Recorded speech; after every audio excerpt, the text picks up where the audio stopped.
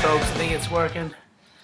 How you guys doing? I hope you're having a fantastic Monday here at school. It's a beautiful Saturday night at the Moran Estate. We got our fire roaring. Right. Whoa, whoa, whoa. It's on the carpet. That's not good. All right. Oh, I think it's popping. All right. Jeez, Lou. Maybe you should close the grate. Maybe the dog's gonna get caught. Make myself a hot dog. Just kidding. The dog's not gonna get caught. Don't call the ASPCA on me. Welcome everybody. Hope you're having a fantastic day at school on this fine Monday. I'm out at Stella Maris with 9B. All right, so I'm with you guys in spirit. So hopefully I made you guys a fireside chat to enjoy here for class. So just as a reminder, you're all going to have a quiz on this tomorrow, right? Section 61 to 66. All right, so it's going to be on everything that we've done pretty much from the time Saul rose and fell as king. All right, and so Samuel being sent to Bethlehem, David and Goliath. Moving on then to Saul's jealousy, right, and ultimately Saul's death, and how David is going to rise to power here. All right. So I'm going to put the notes in Schoology for you guys, so all the highlights will be there. So as I go through them in class, you guys can kind of take a look at them. We'll kind of do this together today. All right. So first period, just so you guys know, in first period we didn't do Goliath yet. So I'll do that with you guys on Tuesday, and then first period your quiz is going to be Wednesday. All right. Fourth period, you guys have gym tomorrow on Tuesday, so your quiz is also going to be on Wednesday. All right. But third, sixth, and eighth period, your quizzes are going to be tomorrow, Tuesday. All right. So check Schoology for all that information, and it's ready to go. All right. So turn your iBooks to section 63. Right. We're kind of all in a different spot here in this section. So to help us all out, I'm going to review and kind of do this again. Right. So as a result of the Goliath incident, as a result of David slaying Goliath, David is going to gain national fame, right? As you can imagine. I mean, this guy Goliath was a trained killer, and he was terrifying the armies of Israel for 40 days and 40 nights, and people knew about him. And so David, just being, a young kid, he's a shepherd. He's got no military training. He comes in, right, and because of his faith in God, he believes God is going to protect him, right, and he uses his sling, right, and is able to be victorious, right? So we turn the page, section 63, right? We see that immediately Saul is going to become jealous of David's fame that he is going to gain throughout Israel, right? And there's one such time where there's this big parade for Saul and David as they're coming back, and the people are chanting, Saul has killed his thousands, but David his tens of thousands, right? And so we start to see how the people are starting to really latch on to David, right? Now, that doesn't change the fact that Saul is king, but Saul is going to allow this anger and resentment towards David to really take hold. And we learn in verse 8 here of first book of Samuel, chapter 18, that he is going to seek to kill David as a result of this. All right?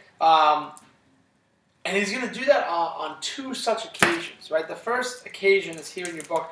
It starts in verse 10. So if you're looking at it, it says there was a day, right, where Saul, right, is going to be raging in his house, right, and David's, doing his thing. He's playing his harp, and Saul, for whatever, just picks up a spear and chucks it across the room, right at David, and David, is able to dodge it, or Saul misses, and so David's like, oh, I better kind of step away, right, because the king is not happy with me in this moment. All right, so that's the first occasion. The second occasion is if you turn the page now in verse 20. Right now, remember Saul's daughter Michal, right? That's how you're supposed to say it. We're going to call her Michelle, just so that I don't have to every single time that I say this. So Saul's daughter Michal loved David. Now remember, this is the daughter that David should have married anyways because of killing Goliath. So Saul sees like an opportunity here where he can kind of get David. And so in verse 24, David is going to seek to marry Michelle, and he's going to ask Saul, like, what's the bridal price? Like, what do you want me to do to in order to marry your daughter? Right? In verse 24, this is what Saul says. Right? He says, the king desires no other price for the bride than the foreskins of 100 Philistines, that he may thus take vengeance on his enemies. Right? Now this is a trap, right? What Saul is saying to David is basically, you have to go out and you have to circumcise 100 Philistines and bring me back the evidence that you've done this. Right? Now this is an obvious trap because Saul is expecting David to not be able to succeed, right, in killing 100 men. All right, it's a trap. But David is like, yes, let's do this thing. He's all over it, right? He goes out and he takes his soldiers, his followers, and they go out and they don't just kill that 100. Verse 27, it says, David arose and went with his men and slew 200 Philistines. He brings back their foreskins and counted them out before the king, that he might become the king's son-in-law. All right, so he walks in, he's got him in a bag, he just kind of drops it, and he's like, here you go. All right, so David ends up killing double the amount. Saul says, bring me back 100, and David's like, I'll bring you back 200. All right, and so therefore Saul is going to give David his daughter in marriage. That's the second time that Saul tried to kill David through this attempt to kind of have him being killed in battle, but he's unsuccessful. All right. Now there's that story also that you guys saw in the video. There's an intriguing part to this whole story is that David doesn't want to kill Saul. David is a very faithful servant of Saul's, in fact, and he doesn't want his throne at all, right? We're going to see when David learns that Saul is dead, he actually kills the guy that told him, right? Kind of like that old adage, like, don't shoot the messenger, right? He kills the guy because the guy's laughing. He's laughing that Saul is dead, and David's like, don't you care that Saul is an anointed? He was your king, right? And so David has this extreme respect for Saul because he's anointed by God, and he doesn't believe that he should be able to kill him, right? And there's that story from the Bible video that you guys watched, where Saul goes into a cave and he's using the restroom, and David sneaks up behind him and cuts a tassel off his cloak, and he says to Saul, like, why are you trying to kill me? Why are you chasing me? I mean you no harm. This is proof, right? I cut this tassel off your cloak. If I was trying to kill you, Saul, I could have done it. All right? And so Saul is kind of forced to go back to the palace there and kind of think about all this. All right, so turn the page, section 64 now. All right, it's entitled Saul's Despair and Death. Right now, remember, Saul, right, is in just great despair because he feels as though God's abandoned him. He doesn't know what to do, right? And it says here, right, that he disguised himself, putting on other clothes. We're in verse 8, right, and set out with 2 companions. They came to the woman at night, and Saul said to her, divine for me, conjure up the spirit I tell you. So what Saul is doing here is he's going to visit a witch or a medium, somebody who claims to be able to contact souls from the dead, right? And Saul's desire, his plan is, let me conjure up Samuel from the dead by the hands of this witch so that Samuel might be able to tell me what to do. All right? That's the plan. Sounds crazy? Verse 12, it works. It works. This witch, this medium, is able to conjure up the spirit of Samuel for them, and he appears. And when he appears, he is so mad. Samuel's like, what are you doing? Right? In verse 17, the Lord has done to you what he declared through me. He has torn the kingdom from your hand and is giving it to your neighbor David. Right? And now, because of this, now this is a direct violation of the first commandment, going to a medium, going to the switch, right? Oh, that thing's popping. Right? Samuel is going to say to him, right, because you disobeyed the Lord's directive, right? In verse 18, by verse 19, tomorrow, here's the punishment, you and your sons will be with me, meaning they're going to die. Right? And the Lord will have delivered the army of Israel into the hands of the Philistines. Right? So Samuel says, look, Saul, you're going to go to war tomorrow against the Philistines, and you're going to die in that battle. And the armies of the Lord are going to be defeated by the Philistines. All right? So just kind of consider that. All right. Turn the page, verse 31, or chapter 31, verse 1. Here we go. This is how Saul dies. Right? It says the Philistines went to war against Israel, right? And the Philistines, in verse 2, struck Jonathan, Abinadab, and Malchishua. Those are the sons of Saul. So Saul is in battle with his three sons. Hit the heirs to his throne, and all three of them are killed. So right there, Saul has no heirs. He has nobody to take his throne. Right? The fury of the battle converged on Saul. Then the archers hit him, and he was severely wounded. Right? So he's in battle. He gets hit with an arrow. Saul said to his armor bearer, draw your sword and run me through. Otherwise, these Philistines will come and abuse me. But the armor bearer, barely frightened, refused. So Saul is going to take his sword and fall. Right? Saul is going to take his own life with his sword. Unfortunately, the Philistines are not too kind to Saul. In verse 8, it says, the following day the Philistines came to strip the slain, and they found Saul and his three sons fallen. They cut Saul's head off and stripped him of his armor. These they sent throughout the land. Right? They put his armor in the temple of Ashdod, but impaled his body on the wall of Bethshan. Right? So they kind of take Saul's body, they cut his head off, and they pass his head around through the Philistines as proof that we've killed the Israelite king, and they take his body and they impale it on the wall of the city. All right? After being on the kind of impaled on these stakes for a few days, the inhabitants of Jabesh are going to go to the Philistines and ask for the bodies, and they're going to bury him. Now, go ahead. Take a look at the commentary. There's one thing we need to note here about Jonathan. Right? Jonathan, who is friends with Saul, is also best friends with David. Right? And his sister is Michelle, right? So David is Jonathan's brother-in-law. And they're like best friends. And it says that when David learns that Jonathan was dead, he cries, he weeps. Right? Because he was a really good friend of his. And so David is not at all happy that Saul is dead, right? David is not like, yes, this is great, I get to be the king finally. Right? When David learns, right, that the king is dead, he's not happy. All right? Chapter 2, right?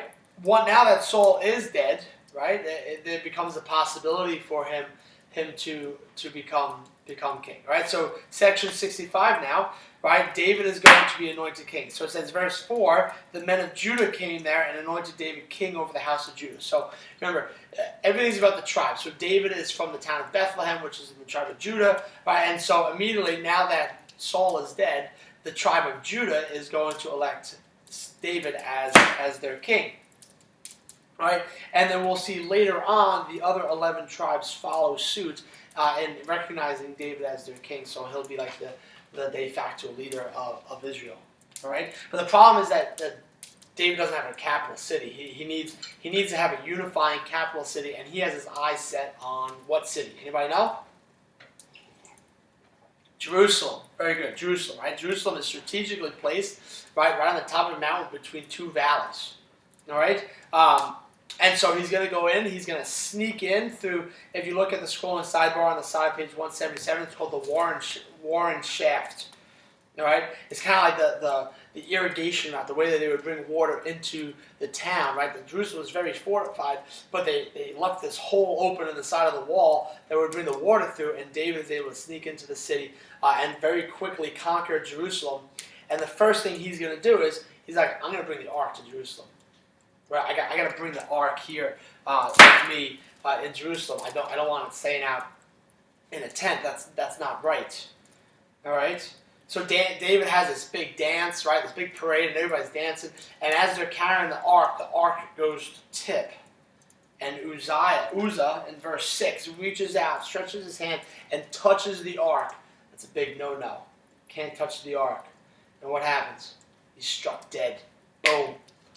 he immediately dies because no one is allowed to touch the ark, right? Because it represents the power of God, right? And David, as a result of this, is like so afraid. He's like, whoa, I don't know about this, right? He's not happy that God struck Uzzah, right? And so therefore, David is going to have the ark kept outside of the city. David's kind of like, whoa, we call this fear of the Lord, right? With that reverential respect where it's like the power of God is so mighty and I don't understand it, so I'm a little bit afraid by that, right? And that's what David displays, all right?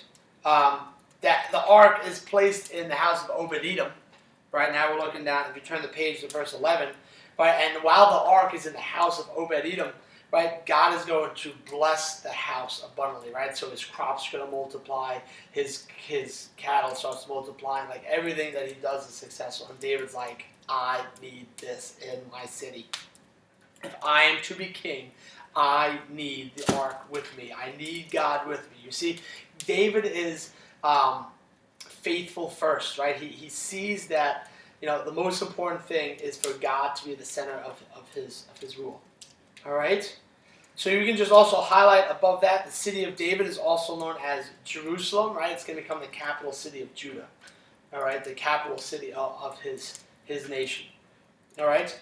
Now, David because the ark had been living in Obed-Edom, he's going to bring the ark back into Jerusalem. He does so with great fanfare, with this great parade, and he's going to dance before the ark, right, with a bandon, girt with a linen ephod, right, so like this tiny piece of cloth. His wife, Michelle's not too happy about this, and he's kind of like, look, lady, I'm welcoming the Lord, I'm dancing before God, and so, poor Michelle is going to never have children, all right, as a result of her questioning David's love and desire for the ark to be with him in Jerusalem.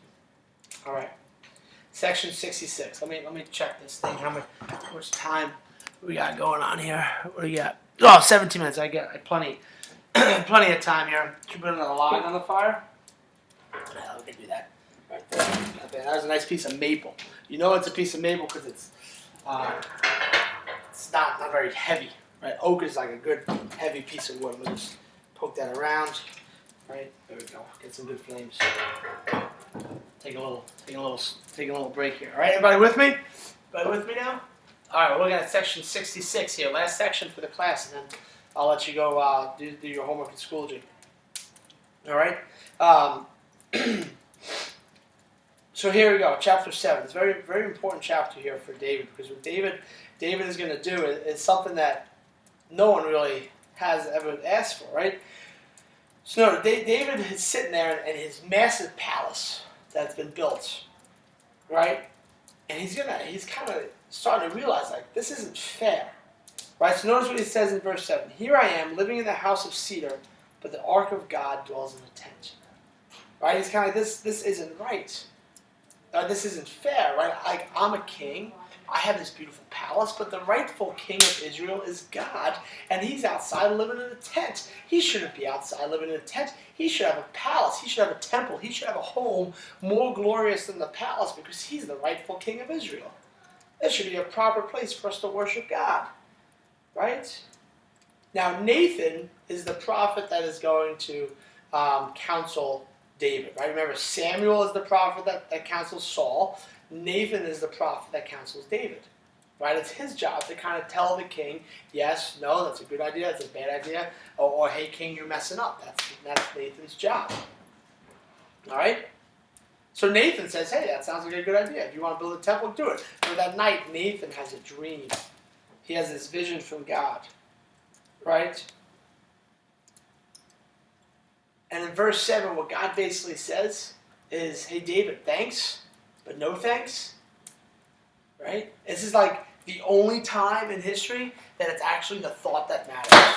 Whoa, that was a big one, right? Right, so like you ever say, like, oh, well, no, it was a thought that matters. Like, that's such nonsense, right? Like, Valentine's Day was right before the break. If I came home on Valentine's Day and I said to my wife, I thought about stopping to get you roses on the way home, but I didn't, Is she going to be like, oh, that's so nice? No, it's not how it's going to work, right? If it's, I thought about emptying the dishwasher, but then I just figured you wanted to do it. That's why I didn't do it. Like it's not the thought that matters. It's never the thought that matters, guys. You gotta produce. It's all about action. It's about doing. It's about backing up your words, right? And here, though, for David, it's like the only time in the history of humanity that it is the thought that matters.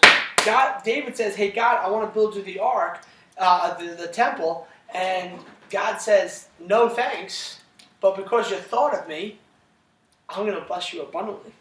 Right, so verse 7, God says, as long as I've wandered along the Israelites, did I ever say a word to any of the judges whom I commanded to shepherd on my people? Why have you not built me a house of cedar? So God's like, I don't need a house of cedar.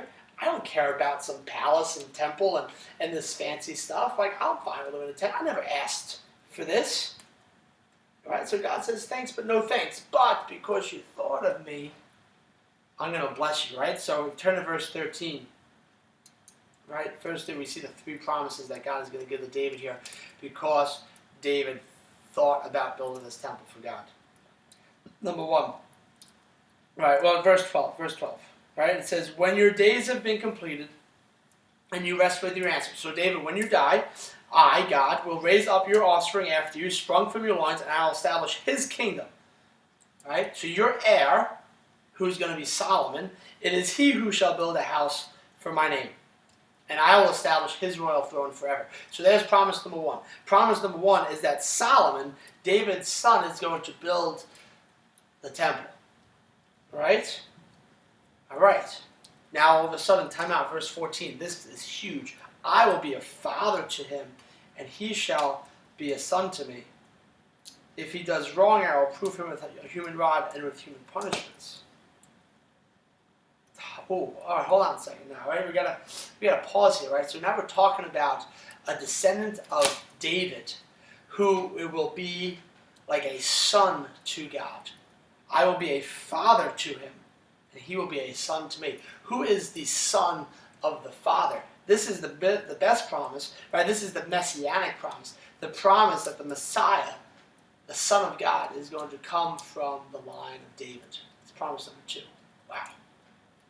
I will be a father. Not I will be like a father. I will be a father to him, and he a son to me. Right? It's promise number 2. That's talking about Jesus. Verse 15. I shall not withdraw my favor from him as I withdrew it from Saul who was before you. Your house, your kingdom are firm forever before me. Your throne shall be firmly established forever. God is going to promise to David, your kingdom will last forever. There will always be a member of the family history of David ruling as king. And is that fulfilled? Yes. Who's the last king, descendant of David? Jesus. Does he continue to rule? Yes. As king of heaven and earth. All right? Unbelievable. Okay? So David is going to kind of really step up his game here. Now, in this section is this whole section about the Psalms. We're going to pause that, and I'll do that when I come back to you. So your quiz tomorrow or Wednesday will not be on the Psalms. Right? We're going to come back to the Psalms, and we'll leave it at that for today. All right? So I hope you guys have a great day here at school. Right? Hopefully everything's going all right, and we're good. What's up, Johnny? Yeah, come on over. Come on over. You want to say hi to my students? Johnny's out of his bed. You want to say hi to my students? Say hi. Say hi. Hi. Hi, you want to button that? You want to zoom that all the way up?